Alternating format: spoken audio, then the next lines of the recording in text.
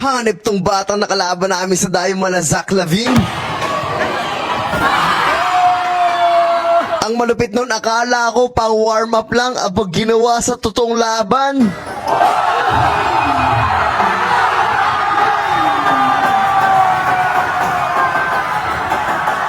Kapag lumalabas kami at mayroong pagkakataong mag-share ng Word of God, hindi pinapalagpas nitong si Kuya Ron, kaya naman talaga nakakataba ng puso. Lahat tayo ay mahal ng Panginoon, pero ang totoo, hindi lahat tayo ay maliligtas. Kung sino lang ang maniniwala at susunod hanggang dulo, sila lang ang maliligtas.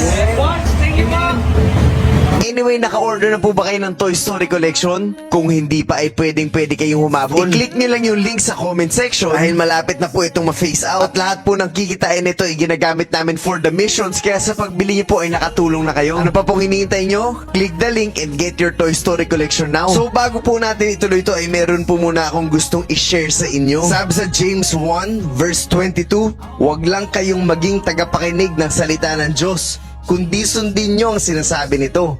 Dahil kung hindi, dinadaya nyo lang ang sarili ninyo. Napakaraming tao ang nagsasabing naniniwala sila sa Panginoon. Isinuko ko na yung buhay ko kay Lord, tinalikuran ko na yung mundo, tinalikuran ko na yung makasalanang buhay ko. Pero pag inobserbahan mo yung lifestyle, yung pananalita, yung pinupuntahan, yung ginagalawan, ay hindi mo makikita yung pagbabago. Sabi dito, wag lang kayong makinig, dapat kayong sumunod. At talagang kapag sumunod ka sa Panginoon, mahahalata sa lifestyle mo. Talagang halatang halata ng mga tao sa paligid mo. At kapag totoong sumunod ka sa Panginoon, alam mo ano mangyayari? Bibigyan ka niya ng lakas ng loob na magsabi ng hindi ako pwede. Napasensya na pare, hindi na pwede sa akin yan. Hindi na ako ganito, hindi na ako ganyan. Sumusunod na ako sa Panginoon. Bibigyan ka niya ng lakas ng loob para talagang talikuran ang makasalanang buhay mo. Pero pag sa labi lang sumunod, pero hindi naman talaga sa puso, ay nako, ako nagsasabi sa'yo na hindi mo kakayaning tumanggi sa mga maling yaya, maling gawain ng mga maling tao sa paligid mo. Hindi mo kakayanin yun. Dahil ang totoong sumusunod sa Panginoon ay kayang-kayang tumalikod sa kasalanan. At sana po ay malinaw at naiintindihan niyo po talaga ang mensahe ng video na to. Guys, meron kaming batang nakalaban pero hanip kong sumalpak yung ulo, nasa ring na.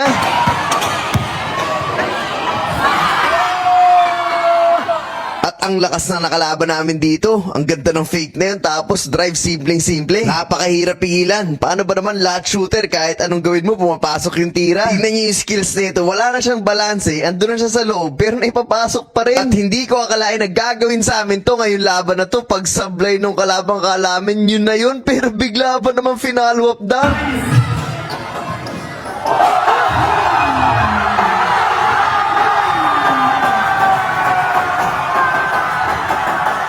Hirap na hirap din kami ibaba yung bola. Grabe yung depensa at simple-simple, foul counted pa. Ang gagaling nito kapag umatake may direksyon tapos drop pass, libre na naman. Ang hirap, pwedeng labas, pwedeng loob, pwede ring mid-range katulad nito. Nadepensa na maayos, napalpalan siya, nakuha pa rin at na-shoot pa rin. At power play talaga maglaro. Talagang dinidikdik kami sa loob. Yung mga big man nila ang gaganda ng court vision, kaya kapag may kumakat sa ilalim, simple lang. Mahuhusay, skills to skills maglaro at talagang meron ibubuga. Yan ang kalaban namin na magagaling dito sa Kabuyaw. Kahit saan bumitaw, yun at yun pa rin ang resulta, kaya ang hirap kalaban. O nga pala, sa mga gusto mag-invite sa amin sa isang Dayo series, i-message lang po itong number na to. Dahil malay nyo, dyan na kami dumayo sa susunod. Kaya't ano pa pong hinihintay nyo? Message us and reserve your slots now.